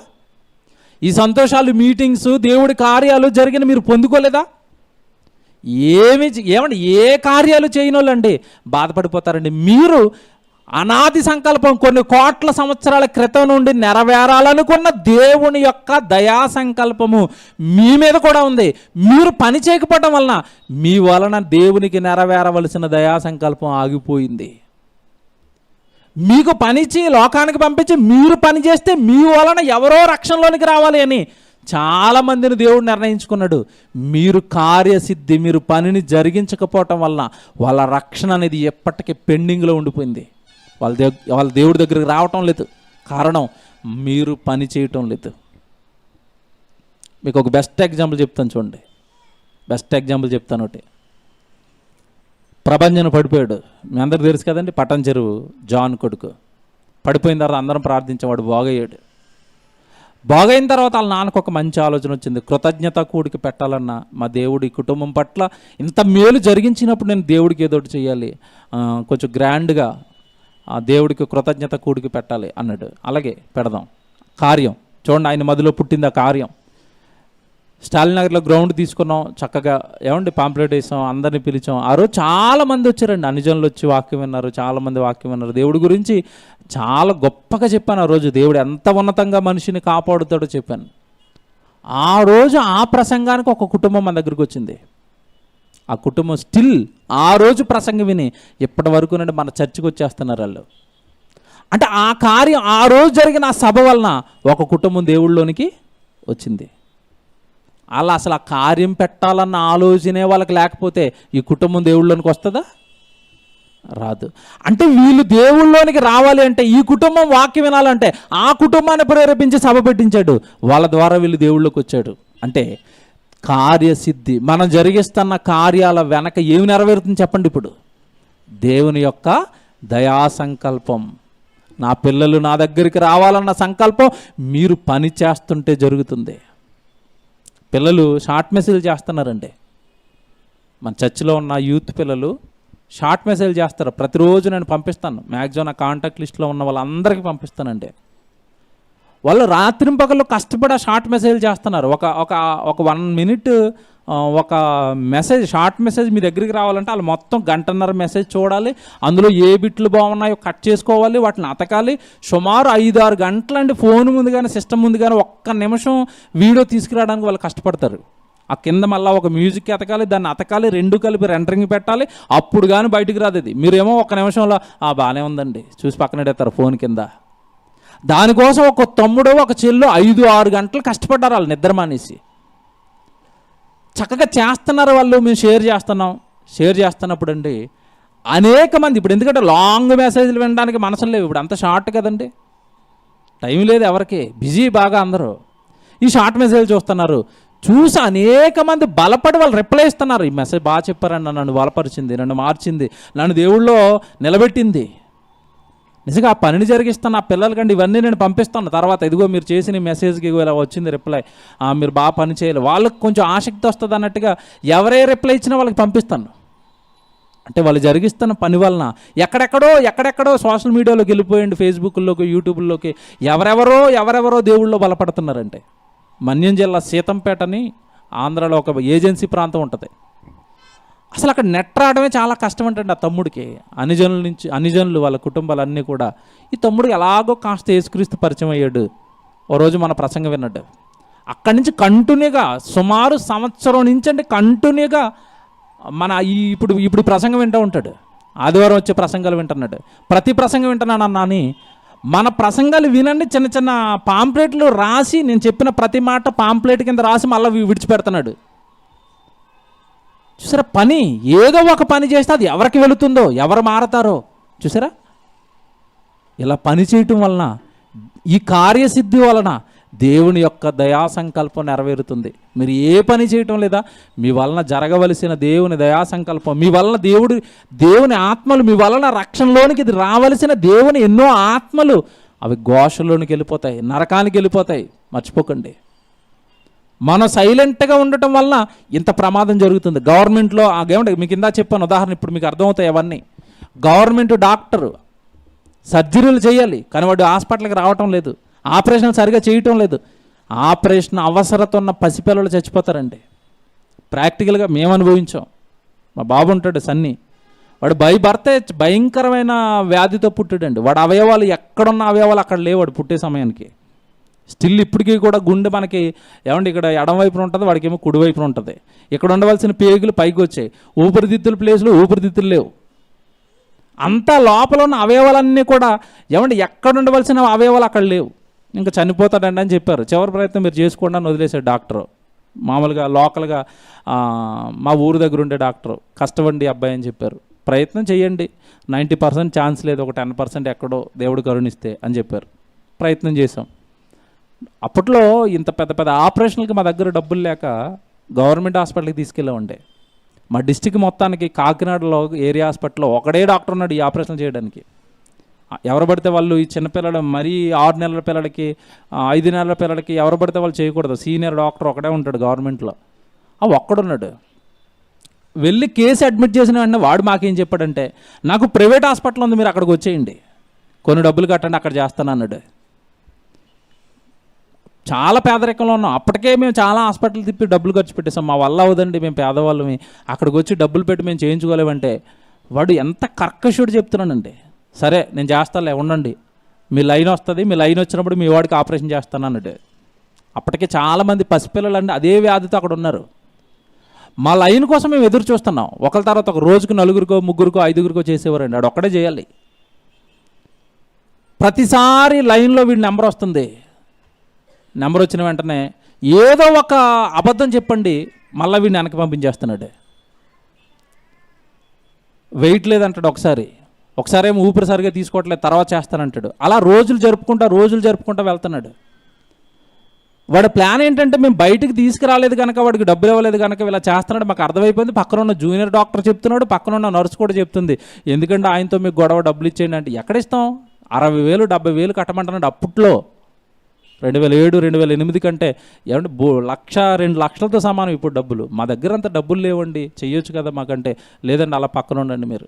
వాడి ప్లాన్ ఏంటంటే, నేను ఆలస్యం చేస్తాను, వీడు చనిపోతాడు, ఆపరేషన్ అవ్వకుండానే చనిపోయాడు కనుక తీసుకుని వెళ్ళిపోతారు. నెల రోజుల్లో లేదంటే 15 రోజుల్లో ఆపరేషన్ చేయకపోతే చచ్చిపోతాడన్న వీడు 3 నెలలు బ్రతికేసాడండి. 3 నెలలు ఆపరేషన్ చేయటం లేదు. అంటే వాడి ప్లాన్ ఏంటంటే, ఆపరేషన్ చేయకపోతే చనిపోతాడు, ఇక తప్పట్లేదు, వీడు బతికేస్తున్నాడు. ఇంకా 3 నెలలు అనేసరికి తర్వాత ఏదైనా గొడవ అవుతుందేమో అని ఒకరోజు ఆపరేషన్ చేశాడు, పెట్టాడు లైన్లో. విచిత్రం అండి, ఎంత కర్కశుడు అంటే, లోపల ఆపరేషన్ చేసిన పార్ట్లు కంటే కనీసం కట్ చేసిన పార్ట్ల మీద మందు కూడా వేయకుండా కుట్లేసి వదిలేశాడు. కరెక్ట్ ఒక 4 రోజులకే ఆ లోపలంతా డ్యామేజ్ అయిపోయింది. మళ్ళీ హైదరాబాద్ నీలోఫర్ హాస్పిటల్లో మరలా 3 సర్జరీలు చేయించాం. అదే సేమ్ సర్జరీ అండి. మళ్ళా కుట్లన్నీ ఓపెన్ చేసి హైదరాబాద్లో వీళ్ళు సర్జరీ చేసినప్పుడు వాళ్ళు చెప్పారండి ఈ స్టోరీ అంతా నాకు. మీకు ఎవరు ఆపరేషన్ చేశాడు, వాడు సరైనవాడు కదండి, బిడ్డను చంపేయడానికి ట్రై చేశాడు వాడు అన్నాడు డాక్టర్ అమ్మ. అంటే నేను ఎందుకు చెప్పాను ఇదంతా అంటే, ఎవడ పని వాడు కరెక్ట్గా చేయకపోవటం వలన ఒక బిడ్డ పోయేవాడు. మా వెనక దేవుడు ఉన్నాడు కనుక, దేవుడు కృప వాడి మీద ఉంది కనుక ఏమంటే ఈరోజు ప్రాణాలతో వాడు ఉన్నాడండి. లేకపోతే పోయేవాడు, కొద్ది రోజులు ఏడ్చేవాళ్ళు, మర్చిపోయేవాళ్ళం. కానీ దేవుడు ఏదో సంకల్పంతో అలా నిలబెట్టుకున్నాడు. అలా మనుషులు ఈరోజు తప్పులు చేయటం వల్ల, ఎవడ పని వాడు పోకపోవటం వలన డాక్టర్స్ ప్రాణాలు పోతున్నాయి. గాంధీలో ఎందుకు అంతమంది చచ్చిపోతారు ఏమండి? ప్రైవేట్ హాస్పిటల్లో తక్కువ మంది చచ్చిపోతారు, గవర్నమెంట్ హాస్పిటల్లో ఎక్కువ మంది ఎందుకు చచ్చిపోతున్నారంటే కరెక్ట్గా పని చేయటం లేదు. అక్కడ పని చేయటం వల్ల ప్రాణాలు పోతున్నాయి. ఇది మీకు అర్థమైంది కదా? అక్కడ డాక్టర్ పని చేయకపోతే ప్రాణం పోతుంది, ఇక్కడ మనం పని చేయకపోతే ఆత్మ పోతుంది, ఆత్మ నరకానికి వెళ్ళిపోతుంది. ఆత్మకు దేవుడు పరిచయం అవ్వకపోవటం వల్ల, ఆత్మకి యేసుక్రీస్తుల వారు ఎవరో తెలియకపోవటం వల్ల, ఈ రక్షణలోనికి వాడు రాకపోవటం వల్ల ఆత్మలే నరకానికి వెళ్ళిపోతాయి. మీరు ఆలోచించండి. దేవుడు పని మానేయటం, దేవుడు పని నుంచి తప్పించుకోవటం, దేవుడు పనికి లోకంలో ఉన్న ఏవో కారణాలు చెప్పి మనం మానేయటం వలన దేవుడు దయా సంకల్పం, దేవుడి కంట కన్నీరు ఎక్కువ కారుతుంది. ఆ కన్నీరుకు మనం కారకులం అవుతాం. మీకున్న దాంట్లో దేవుడికి పెట్టుకోండి. మీరు చేయగలిగిన పని దేవుడికి చేయండి. దేవుడి కంట కన్నీరండి. ఇప్పటికే పని క్రైస్తవుడు సరిగా చేయకపోవటం వలన, సువార్త భారం ఎవరి మీద లేకపోవటం వలన కొన్ని వేల లక్షల ఆత్మలండి నరకానికి పోతూనే ఉన్నాయి. రోజుకి పోతూనే ఉన్నాయి. మనకు ఆయుష్కాలం ఇస్తున్నాడు, మనకు ఆరోగ్యాలు ఇచ్చాడు, మన కుటుంబాలు నిలబెట్టాడు. ఆ రోజు కరోనాలో కొన్ని కోట్ల మంది చచ్చిపోతే మనల్ని క్షేమంగా ఉంచాడు. కారణం ఒకటే, మనం ఏదో పని ఎత్తుకుంటామని, మనం ఏదో ఎవరికో వాక్యం చెబుతామని, వాక్యం చెప్పిస్తాము అని నశించిపోతున్న ఒక్క ఆత్మనైనా కాపాడి దేవుడు సన్నిధిలో కూర్చోబెడతామని, దేవుడు దయా సంకల్పాన్ని కాస్తైనా నెరవేరుస్తామని మన పనితో దేవుడు ఎదురు చూస్తున్నాడు. చాలాసార్లు చెప్తా ఉండి దేవుడు పని చేయండి అంటే అసలు దేవుడు పని ఎందుకు చేయమంటున్నా కూడా తెలియదు చాలామందికి. దేవుడి పని చేయటం వలన దేవుడి యొక్క దయా సంకల్పం నెరవేరుతుంది. మీరు వాక్యానికి సంబంధించిన పని ఎత్తుకోవటం వలన రక్షణలోనికి వస్తారు, దేవుళ్ళు బలపడతారు, దేవుడి కొరకు నిలబడతారు, దేవుడి కొరకు కార్యాలు చేస్తారు. మీరు చేసే కార్యం వలన ఇంకొకరికి దేవుడు కార్యం చేయాలని ఆలోచన పుడుతుంది. అలా మీరు దేవుడి యొక్క దయా సంకల్పాన్ని నెరవేర్చే గొప్ప వాళ్ళు అవుతారు. మర్చిపోకండి. చాలామంది చూడండి, పిల్లలు అంటారు, ఎందుకండి ఎంత కష్టపడుతున్నారు, ఎందుకంటే మీరు బాగానే ఉన్నారు కదా, ఈ కష్టం ఎందుకు ఎత్తుకున్నారు, మీ పని ఎందుకు ఇది అంటే చాలామంది ఏం చెప్తారంటే, ఇది మా నాన్నగారు ఆశ అండి, మా అమ్మగారు ఆశ అండి, వాళ్ళ ఆశ తీర్చడానికండి నేను ఈ కష్టాన్ని పడుతున్నాను అంటారు. ఏమండి, ఈరోజు మన పరలోకపు కన్న తండ్రి ఆశ, మన పరలోకపు కన్న తండ్రి కోరిక తన పిల్లలు తన దగ్గరికి రావాలని. మన కళ్ళ ముందు జారిపోవటం లేదండి, మన కళ్ళ ముందు చనిపోవటం లేదా, మన కళ్ళ ముందు నేరాలలో కొంతమంది, మన కళ్ళ ముందు ఏమంటే సరదాలకి వెళ్ళి చచ్చిపోతున్న వాళ్ళు కొంతమంది. న్యూస్ చూసారా నిన్న? ఎక్కడ విశాఖ బీచో ఏదో బీచ్ అండి, బీటెక్ పిల్లలు పరీక్షలు అయిపోయినాయి అన్న ఆనందంలో ఏడుగురు బీచ్కి వెళ్ళిపోయారు. దిగిపోయారండి, లోపలికంట లాక్కెళ్ళిపోయింది. 7 వెళితే 5 చచ్చిపోయారు, 2 మిగిలారు. ఒకడు కొన ప్రాణంతో ఉన్నాడు, హాస్పిటల్లో ఉన్నాడు, చెప్పలేమంటున్నారు. బీటెక్ పిల్లలండి. ఆ సముద్రంలో దిగడానికి ముందు వాళ్ళు సెల్ఫీ తీసుకున్నారు అందరూ, 7 ఇలాగా చిన్న పిల్లలండి చచ్చిపోయారు. నిన్న 5 మంది చచ్చిపోయారు. ఇలా ఏమంటే ప్రమాదాలలో కొంతమంది, నిన్న ఒకటి సెల్ఫీ తీసుకుంటే ఇలా ట్రైన్ ముందండి, ట్రైన్ వెనక వస్తుంది, ఏదో ఇన్స్టాలో పెట్టుకోవడానికి, రీల్స్లో పెట్టుకోవడానికి కొత్తగా ట్రై చేయాలని ఇలా చూస్తున్నాడని ట్రైన్ ఏదో ఇక్కడ తగిలేసింది. స్పాట్ అండ్ బుర్ర చితికిపోయి చచ్చిపోయాడు. చచ్చిపోతున్నారండి ఈరోజు మనుషులు, చచ్చిపోతున్నారు. ఎవడు ఎప్పుడు ఎలా చచ్చిపోతాడో తెలియని లోకంలో ఉన్నాం. దేవుడు పని మనం చేయకపోతే, ఈ రక్షణ సువార్తను పట్టుకుని వెళ్ళకపోతే, ఆత్మ నరకానికి వెళ్ళిపోతే, నీ వల్ల రక్షణలోనికి రావాల్సిన ఆత్మ వెళ్ళిపోతే నిన్ను పట్టుకోడా? ఇది కూడా చెప్పాడు దేవుడు. మనం చాలా ఎలాగుంటామంటే, మా వీధిలో ఒక ఆయన చచ్చిపోయాడండి పాపం, ఏడుతున్నారండి అంటాం కదా. షాకింగ్ న్యూస్ ఒకటి చెప్పనా? మీ వీధిలో ఒక ఆయన చచ్చిపోతే నిన్ను పట్టుకుంటాడు, మీ ఊర్లో ఒక ఆయన చచ్చిపోయినా నిన్నే పట్టుకుంటాడు, మీ ఎదురు పొరుగుగా ఉన్నవాడు ఒక ఆయన చచ్చిపోయినా నిన్నే పట్టుకుంటాడు. ఎందుకో తెలుసా? వాడికి నువ్వు నా గురించి చెప్పలేదు అంటాడు. ఆ మాటలు చూపిస్తాను. ఎహెజ్కేలు గ్రంథం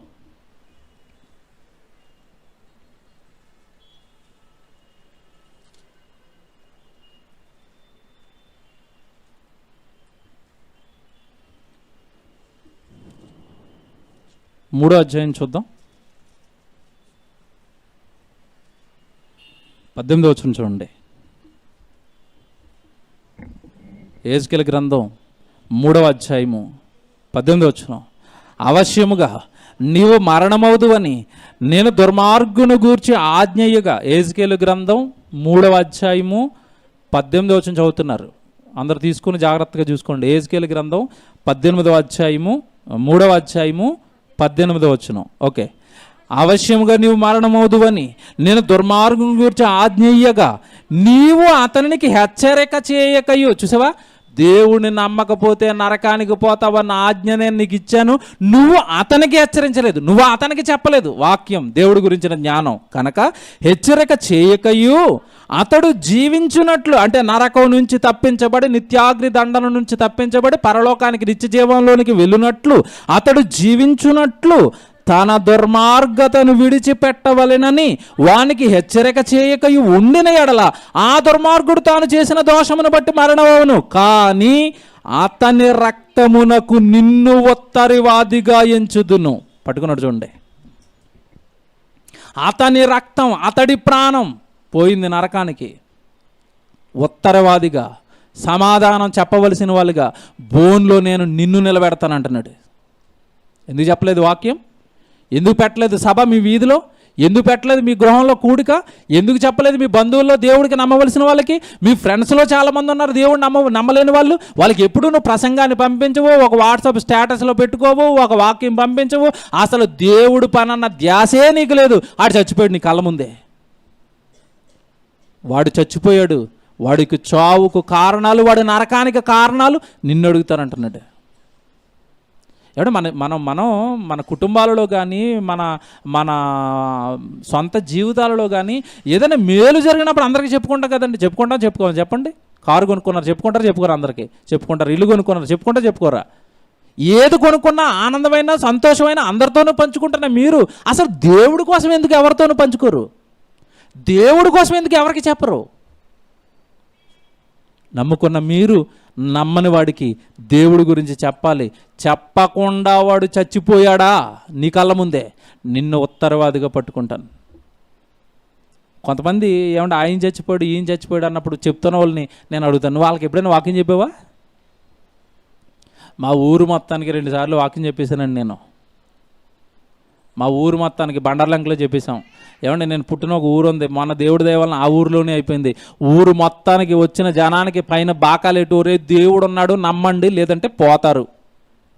ఆ ఊరిలో ఎవడు చచ్చిపోయినా నాకు సంబంధం లేదు ఇక. అంతేనా? దేవా నేను చెప్పాను, నేను ఉత్తరవాదిని కాదు.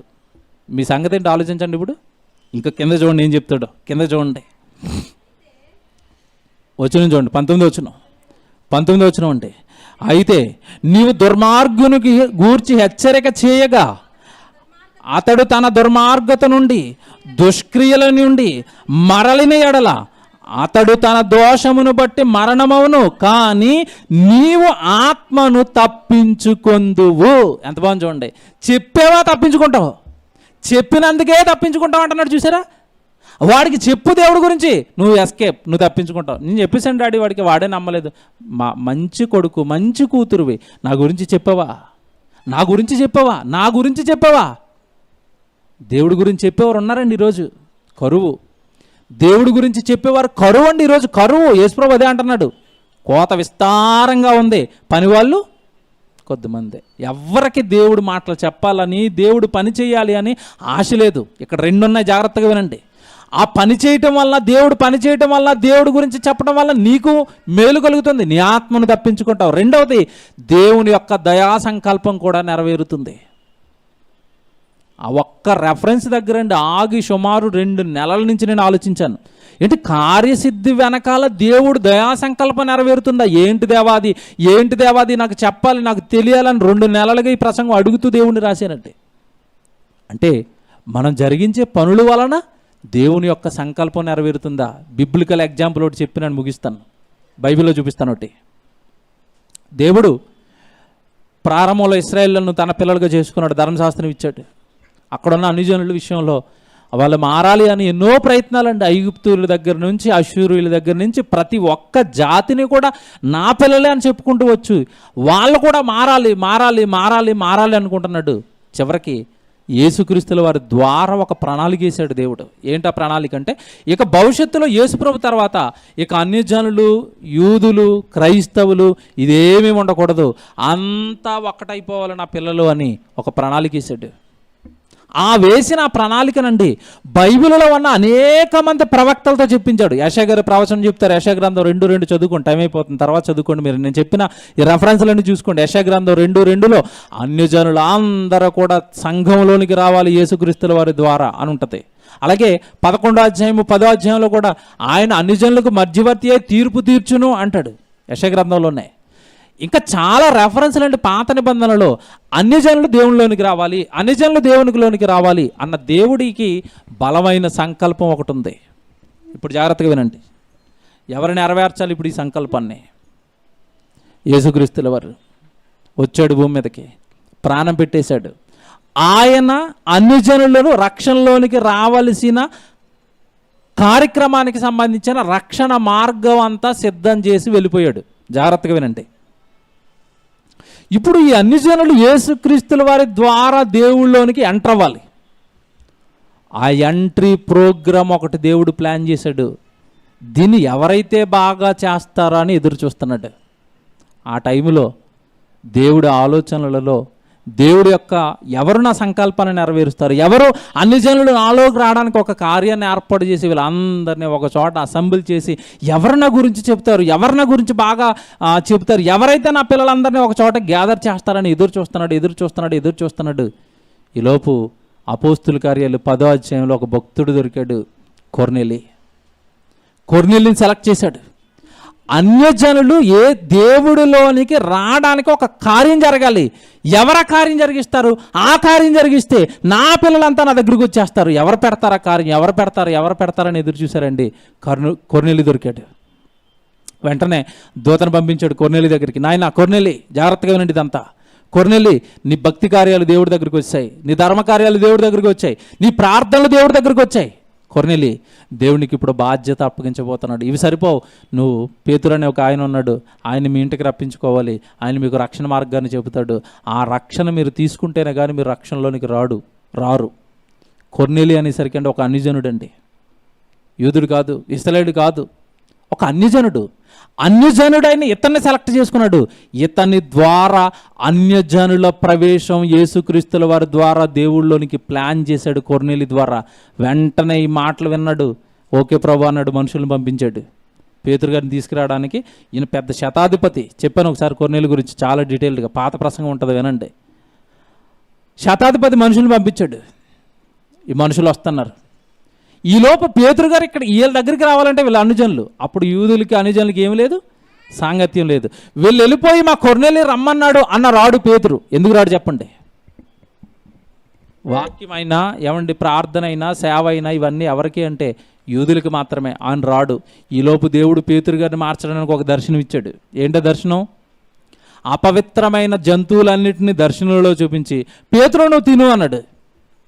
పేతురు గారు ఉలిక్కి పడిపోయాడు. ఇదేంటి ప్రభు, నేను ఇశ్రాయేలుడిని, నా చిన్ననాటి నుండి ఏనాడు ఈ జంతువులను ఏం తినలేదు, నువ్వేంటి అపవిత్రమైన వాటిని తినమంటున్నావు? అప్పుడు దేవుడు చెప్పాడు, నేను తినమన్నప్పుడు నువ్వు తినాలి. ఈలోపు మెలకు వచ్చిందంటే వాటర్ ఇవ్వడం ఏం జరిగిందో తెలియటం లేదు. ఈలోపు కొర్నేలి ఇంటి దగ్గర నుంచి మనుషులు వచ్చారు. కొర్నేలి ఇంటి దగ్గర నుంచి వచ్చిన మనుషులు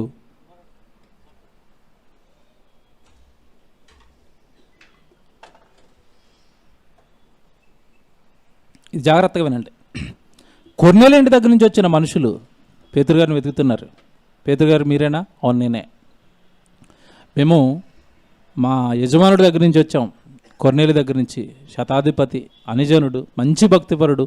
ఆయనకు ఒక దూత కనపడి దర్శనంలో మిమ్మల్ని తీసుకురమ్మని చెప్పిందంట అని పేతురు గారికి చెప్పగానే అప్పుడు పేతురు గారికి విషయం అర్థమైంది.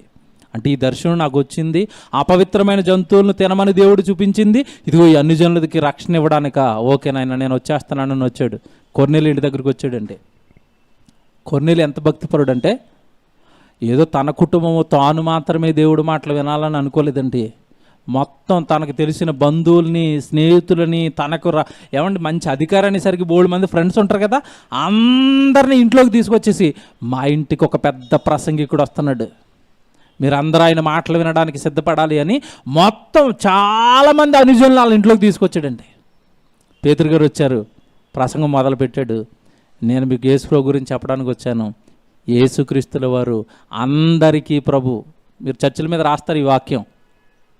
ఇంతకీ పేతురు గారు ఈ సందర్భంలో చెప్పాడు అది. యేసుక్రీస్తుల వారు అందరికీ ప్రభు, మా యూదులమైన మాకు, అన్యజనులైన మీకు అందరికీ ఆయన ప్రభు. నేను నజరేయుడైన యేసుని గురించి చెప్పడానికి వచ్చాను. ఆయన వరకు ప్రాణం పెట్టాడు, మీరందరూ రక్షణ తీసుకోండి అని ప్రసంగం చేయగానే వెంటనే పరిశుద్ధాత్మ దేవుడు అండి అన్యజనుల మీద అందరి మీదకి దిగిపోయాడు. యేసుక్రీస్తుల వారి ద్వారా తొలుత అన్యజనుల ఎంట్రీ కొర్నేలి ఇంట్లో జరిగింది. అంటే అన్యజనులు ఇంట్లోనికి రావాలి, దేవుడు సంఘంలోనికి రావాలన్న కార్యం ఎవరి ద్వారా జరిగించుకున్నాడు? కొర్నేలి ద్వారా. కొర్నేలి ఆ రోజు వాళ్ళ ఇంట్లో ఆ ప్రార్థన పెట్టకపోతే అంతమంది అన్యజనులకు రక్షణ వస్తుందా? రాదు. అంటే దేవుడికి ఎన్నో ప్రణాళికలు ఉంటున్నాయి. వీడు రక్షణలోకి రావాలి, వాళ్ళ రక్షణలోకి రావాలి, వాళ్ళ రక్షణలోకి రావాలంటే ఆ రక్షణ కార్యక్రమం మీరు పెడతన్న కార్యాలతో జరుగుతుంది. మర్చిపోకండి. దేవుడి పని అంటే ఏంటో క్లారిటీగా చెప్పలేదండి ఎవరు ఇంతకాలం, మనకి తెలియదు, ఏదో అలా చేసుకుంటూ వెళ్తున్నాం. మనం జరిగిస్తున్న దేవుడి కార్యాలతో దేవుడి యొక్క దయా సంకల్పం నెరవేరుతుంది. అన్యజనుల రక్షణ కొర్నేలి జరిగించిన కార్యంతో నెరవేరిపోయింది. ఒక మాట చదువుకుంటారా? అపోస్తుల కార్యాలు చూడండి, ఆ మాట చదువుదాం. 47 10వ అధ్యాయం 47 చూడండి.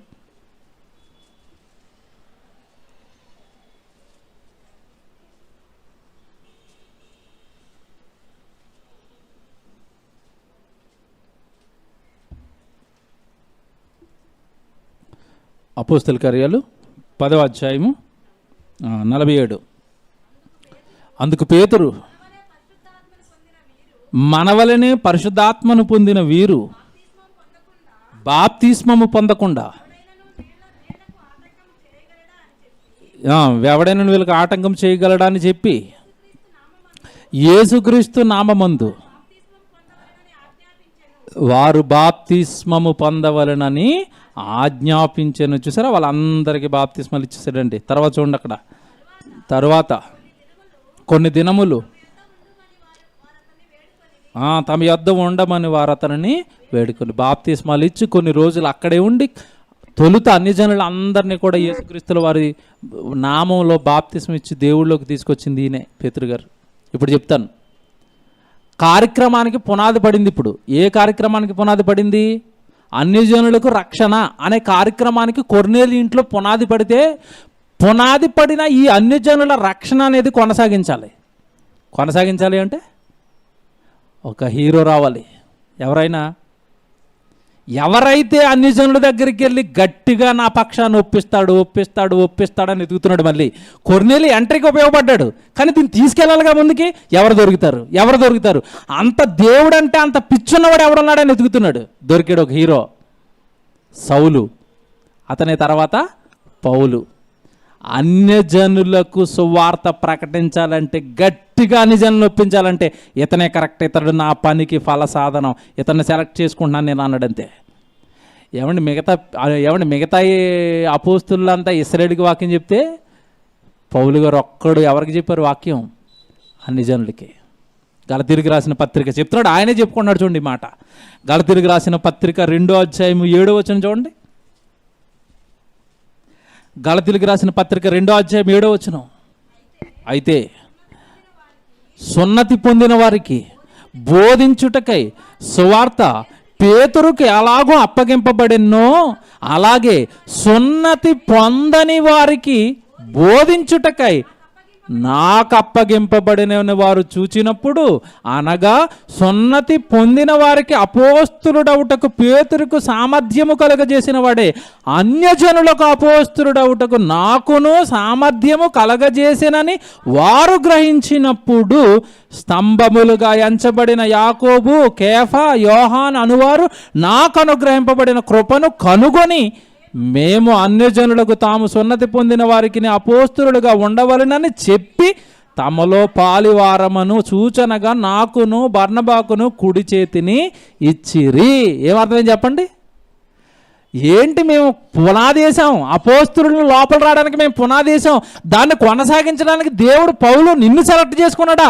అబ్బా, మాకు భలే ఆనందంగా ఉందయ్యా అని పేతురు, యాకోబు, యోహాను మిగతా అపోస్తులంతా కుడి చేతినిచ్చారంటే అర్థం ఏంటి? ప్రోత్సాహాన్ని ఇచ్చారని, ఎంకరేజ్ చేశారు. వెళ్ళు అన్యజనులకు బాగా వాక్యం చెప్పిన ఆయన, మేము వెనకాల నీకు తోడుగా ఉంటాం. ఇప్పుడు మీరు ఆలోచించండి, అన్యజనుల ఎంట్రీ అనేది కొర్నేలి ద్వారా జరిగితే దానిని కొనసాగించి అనేక మంది అన్యజనులకు సువార్త ప్రకటించింది ఎవరు? ఇప్పుడు పౌలు. అంటే అన్యజనులు నాలోనికి రావాలన్న కార్యాన్ని జరిగించింది పౌలు గారి ద్వారా. ఎవరు అంటే దేవుడే. కొలసీలకు రాసిన పత్రిక 1వ అధ్యాయము చివరి మాట చదవండి. కొలసీలకు రాసిన పత్రిక 1వ అధ్యాయము 25 నుంచి మీరు చూడండి.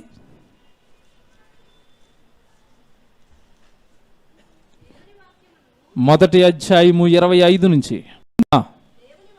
కొలసీలకు రాసిన పత్రిక 1వ అధ్యాయం 25వ వచనం. దేవుని వాక్యమును అనగా యుగములలోను తరములలోను మరుగు చేయబడి ఉన్న మర్మమును సంపూర్ణముగా ప్రకటించుటకును మీ నిమిత్తమును నాకు అప్పగింపబడిన దేవుని ఏర్పాటు అన్నట్టు చూసారా. ఇది మీరు అండర్లైన్ చేసుకోండి.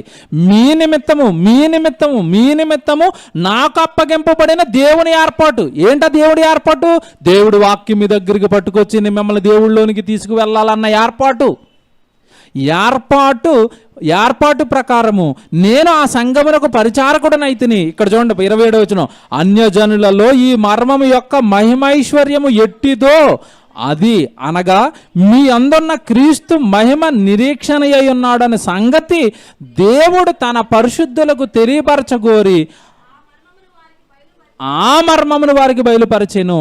ప్రతి మనుషుడిని క్రీస్తునందు సంపూర్ణముగా చేసి ఆయన ఎదుట నిలువబెట్టవలనని సమస్తమైన జ్ఞానముతోను మేము ప్రతి మనుషునికి బుద్ధి చెప్పుచు ప్రతి మనుషునికి బోధించుచు ఆయనను ప్రకటిస్తున్నాం, ఈ పని జరిగిస్తున్నాం. 29 చూడండి, అందు నిమిత్తము నాలో బలముగా, ఇది చూడండి, అందు నిమిత్తము నాలో బలముగా కార్యసిద్ధి కలగచేయు ఆయన క్రియాశక్తిని బట్టి నేను పోరాడుచు ప్రయాసపడుతున్నాను. నా వెనకుండి కార్యసిద్ధి కలగజేస్తున్నది దేవుడే.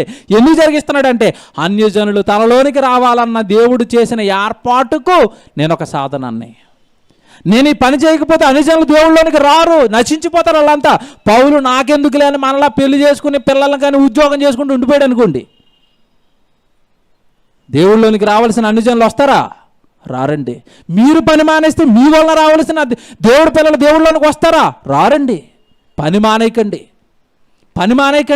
పని నాకు ఇంకా ఇవ్వండి బాబోయ్ అని దేవుడిని అడగండి, సంఘాన్ని అడగండి, కాపరిని అడగండి, దైవజనుని అడగండి. అన్న మాకు ఇంకా ఎక్కువ పని కావాలి. సభలు పెట్టాలి, సెమినార్లు పెట్టాలి, క్లాసులు జరగాలి. మీరు చెప్పగలిగితే చెప్పాలి, మీరు వాక్యం నేర్చుకోవాలి, పని జరగాలి. మర్చిపోకండి. జైశాల్ గారు మొత్తుకునండి కొన్ని 10 సంవత్సరాలకి చెప్తున్నాడండి, క్రైస్తవ్యమా మీరు పని చేయండి అంటే ఇదేదో కొత్త బోధండి, ఈయన పని చేయమని చెప్తాడు అనుకుంటున్నారు వీళ్ళు అమాయకులు. యేసుప్రభు గుడికి వెళ్ళి రావాలా, ఆదివారం ఆరాధన చేసుకోవాలా, ఏదో కానికేసి ఇంటికి రావాలి, కానీ ఈయనేటండి బాబు పని అంటాడు తెల్లారితే అంటున్నారు. ఆయనకు అర్థమైంది బైబిల్, వీళ్ళకేమో అర్థం కాలేదు. ఎందుకు చేయమంటున్నాం పని?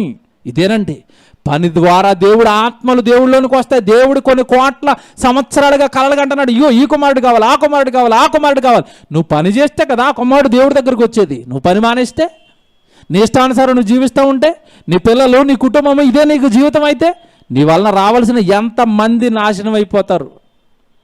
అలాగని మనల్ని విడిచిపెడతారు అనుకుంటున్నారా? మీరు బాధపడిన చెప్తారండి, పని చేయని వారికి ఎవరికి దేవుడు జీతం ఇవ్వడు, అనగా పరలోకాన్ని ఇవ్వడు. ఎందుకంటే చాలా బాధ పెట్టాం మనల్ని దేవుడిని. మియాపూర్ కళాశాల నిలబడింది కనుక, మియాపూర్ కళాశాలను ఒక 3 సంవత్సరాల క్రితం దేవుడు నిలబెట్టాడు కనుక అనేక మంది సహోదరుల కష్టంతో త్యాగంతో ఇప్పటికీ దీనిని 26,000 రెంట కట్టి దీన్ని నడుపుతున్నామంటే అనేక మంది నా వెనకుండా వాళ్ళ త్యాగాలు ఇవ్వటం వల్ల దీన్ని నడపగలుగుతున్నాం. ఇది నడపటం వల్ల అనేక మంది సత్యం వింటున్నారు, దేవుళ్ళు బలపడుతున్నారు, దేవుడు పని జరిగిస్తున్నాం. ఈ పని చేయటం వల్ల కదండి ఇంతమంది ఆత్మలు చక్కగా దేవుళ్ళలో సంతోషంగా ఆనందంగా ఈరోజు మనం ఉన్నాం. పనే పెట్టుకోకపోతే మాకెందుకు ఆ కష్టం అనుకుంటే మీరు ఆలోచించండి. ఎన్ని ఆత్మలకండి ఈరోజు మనం సత్యాన్ని ప్రకటిస్తున్నాం సంఘం ద్వారా. మియాపూర్ సంఘం అనేసరికి ఇక్కడ కూర్చొని మీ కొద్దిమందే కాదు, యూట్యూబ్ ఛానల్ ద్వారా ఎంతమంది అండి వాక్యం వింటున్నారు. దేవుని పిల్లలారా, ఈ పరిచర్య కష్టంతో జరుగుతుంది.